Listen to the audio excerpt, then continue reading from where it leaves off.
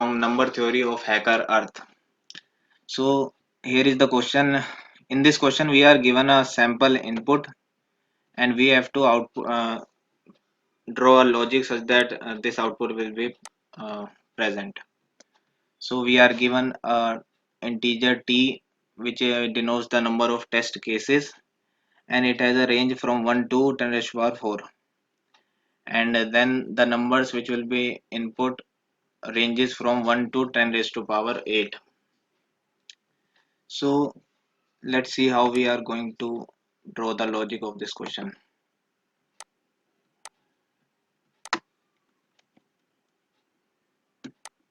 So everyone please come to exam board.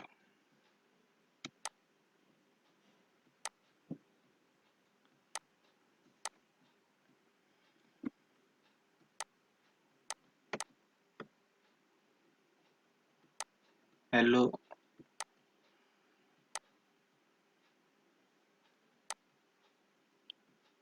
is this visible? Yes, someone continue. Okay sir. हाँ visible है ये.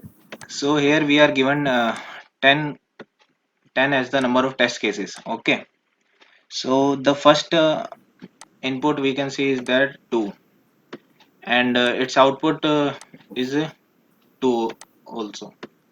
सो इसमें हमारा input 2 हो रहा है और आउटपुट भी 2 हो रहा है। हम मतलब इससे तो अभी कुछ पता नहीं लगा, लेकिन जब हम दूसरा वाला देखते हैं तो उसमें हमारा इनपुट हो रहा है 6 और आउटपुट हो रहा है हमारा 4। ठीक है, फिर हम अगला टेस्ट केस देखते हैं तो उसमें 12 इनपुट है और 6 आउटपुट है। 12 इनपुट है और 6 आउटपुट है। उससे अगला देखते हैं तो उसमें 60 और 12 है। तो इसमें हम एक पैटर्न देख सकते हैं कि इसमें ऐसा हो रहा है कि जैसे हमारा जब 2, इसमें ना हमारा जैसे हम क्या करते हैं कि जो हमें गिवन नंबर है उसका पहले स्क्वायर रूट निकालते हैं, फिर हम 1 से लेकर उसके स्क्वायर रूट तक जाते हैं और उसमें देखते हैं कि उसके कितने फैक्टर्स हैं ओरिजिनल नंबर के, और जितने उसके फैक्टर होते हैं उसका हम डबल प्रिंट करने की कोशिश करते हैं। जैसे अगर हम 2 को देखें तो 2 का स्क्वायर रूट है 1.4। सो इसके इसका जो लूप है वो हम 1 से लेकर इसके स्क्वायर रूट तक चलाएंगे तो 1 से 1 तक ही चलेगा, और 1 में जो इसका 1 है वो इसको डिवाइड करता है, मतलब इसका फैक्टर है, तो हम 2 प्रिंट कर देंगे। ऐसे ही अगर हम 6 का देखें तो 6 में हम देखें तो 6 का स्क्वायर रूट हो गया 2.3 समथिंग कुछ, तो उसके लिए लूप चलेगा 1 से लेकर 2 तक, और 1 से लेकर 2 तक चलेगा तो 1 2 दोनों डिवाइड करते हैं तो दोनों फैक्टर हैं, इसलिए इसका आउटपुट 4 हो जाएगा, उसका डबल। और अगर हम 6 के लिए देखें तो 6 का स्क्वायर रूट हो गया 3 पॉइंट कुछ, तो उसके लिए लूप चलेगा 1 2 3 तीन टाइम्स, और तीनों डिवाइड करते हैं मतलब 12 को, तो इसलिए उसका डबल 3 का डबल हो गया 6 आउटपुट। फिर हम 60 को देखते हैं तो इसका स्क्वायर रूट भी आता है 7 तक चलेगा इसका लूप, क्योंकि 8 8 64 उससे बड़ा हो जाता है। तो जब हम 7 तक लूप चलाएंगे तो उसमें हम देखते हैं कि 1 इसका फैक्टर है, 2 इसका फैक्टर है, 3 इसका फैक्टर है, 4 इसका फैक्टर है, और 6 और 5 दोनों इसके फैक्टर हैं। तो इसमें टोटल फैक्टर हो जाते हैं 6 फैक्टर हो जाते हैं इसके, 7 फैक्टर नहीं है इसका, तो इसलिए इसका आउटपुट 12 हो जाता है जो कि 6 का डबल है। लेकिन इसमें एक ट्विस्ट भी है, वो ये है जैसे अगर हम इसमें देखें कि 169 हमारा इनपुट हुआ तो हमारा जो आउटपुट हुआ है वो हुआ है 3। अब यहाँ हमें देखना है कि जैसे 169 है तो 169 का स्क्वायर रूट हो गया 13, और अगर हम लूप चलाते हैं 1 से लेकर 13 तक, उसमें देखते हैं कि कौन से इसके फैक्टर हैं, तो इसके फैक्टर हैं 1 और 13 बस। अब अगर हम देखें तो इसका आउटपुट होना चाहिए 1 और 13, दो फैक्टर हैं तो इसका डबल 4 हमारा आउटपुट होना चाहिए, लेकिन हमारा आउटपुट हुआ है 3। अब 3 इसलिए हुआ है क्योंकि इसमें हमारा जो इन इसमें इस नंबर में 169 में और जो बाकी में जो डिफरेंस है वो ये है कि ये परफेक्ट स्क्वायर है। तो परफेक्ट स्क्वायर वाले में हमें एक काम और करना है कि हमें जो मतलब टोटल हम जो डबल करके निकालते हैं फैक्टर उसमें से -1 भी कर देना है। ऐसे ही अगर हम सिमिलर देखें तो इसमें एक टेस्ट केस और है, जैसे 1 1 में हमारा आउटपुट 1 हो रहा है। अब 1 का जो हम स्क्वायर रूट निकालते हैं तो 1 आता है, और 1 तक जाए तो उसमें 1 का डबल होना चाहिए, मतलब 1 उसका फैक्टर है तो उसका डबल हमारा आउटपुट होना चाहिए, लेकिन आउटपुट हो रहा है 1 क्योंकि 1 भी उसका स्क्वायर रूट मतलब परफेक्ट स्क्वायर है, तो इसलिए उसमें भी -1 हो गया। ऐसे ही जो हमारा लास्ट इनपुट है वो है 100, तो जो 100 है वो भी एक परफेक्ट स्क्वायर है 10 का, और इसके जब हम फैक्टर्स निकाले तो वो आते हैं 1 2 5 और 10, 1 2 5 10, और हाँ, और 4 इसका फैक्टर आता है, तो 5 फैक्टर्स हैं इसके। तो इसका आउटपुट होना चाहिए था 10, लेकिन इसका आउटपुट हो रहा है 9, मतलब सैंपल आउटपुट में। वो इसलिए क्योंकि ये भी एक परफेक्ट स्क्वायर है, इसलिए इसमें भी हमने -1 कर दिया। तो now I am going to share its code.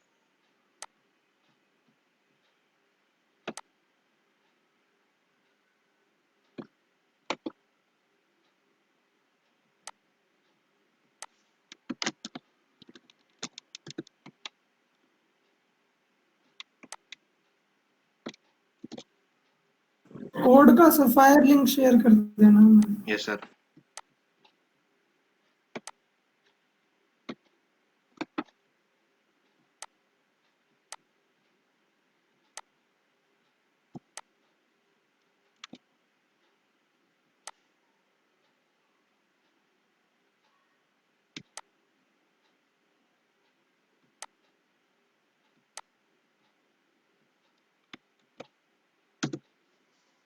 I have share the link.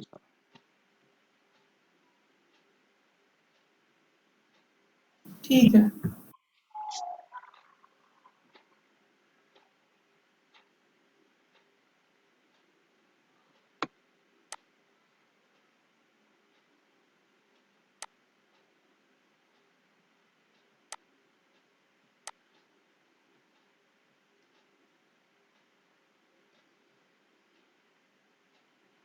Sir code समझाऊंगे?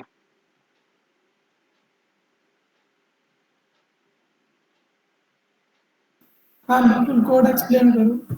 यहाँ पे हमारा जैसे हमने यहाँ से इंट टी, हमने T number of test cases denote करता है यहाँ पे, फिर उसके बाद हमने इनपुट लिए number of test cases T में। उसके बाद हमने वाइल लूप चला दिया ताकि सारे टेस्ट केसेस के लिए चल जाए। उसके बाद हमने एक इंटीजर लिया है एन, इसे डिफाइन करा और इसको इनपुट लिया। फिर हमने क्या करा कि हमने जो हम काउंट करेंगे नंबर ऑफ फैक्टर, उसके लिए एक सी हमने वेरिएबल लिया जिसको हमने 0 से इनिशियलाइज कर दिया। उसके बाद हमने फॉर लूप चलाया 1 से लेकर उसके स्क्वायर रूट तक जो नंबर के एज पर लॉजिक। उसके बाद हमने देखा कि जो नंबर है वो मतलब इस आई से डिवाइड हो रहा है, मतलब जो लूप में जो 1 से लेकर स्क्वायर रूट तक चलेगा उन सब उन फैक्टर से उनसे अगर डिवाइड होगा उन नंबरों से, तो हम इसके जो सी हमने जो वेरिएबल लिया है जिसमें हम इसका वो लेंगे फैक्टर्स का डबल लेंगे, उसमें +2 कर देंगे। लेकिन अगर फिर उसके बाद हमारी ये कंडीशन लगी है कि अगर जो n है वो अगर ये जो हमारा जैसे जो फैक्टर आया, तो जैसे 13 के केस में 169 के केस में 13 फैक्टर आया था और 13 का स्क्वायर रूट 169 होता है, तो अब उसमें हम उस केस में हम c माइनस माइनस कर देंगे। उसके बाद हम ये जब उसका निकल जाएगा कैलकुलेट हो जाएगा, उसके बाद c को आउटपुट कर देंगे तो सॉल्व हो जाएगा।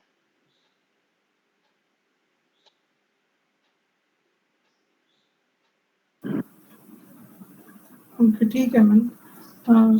अब बंद कर दो, मतलब अब यशस्वी नेक्स्ट क्वेश्चन समझा दो।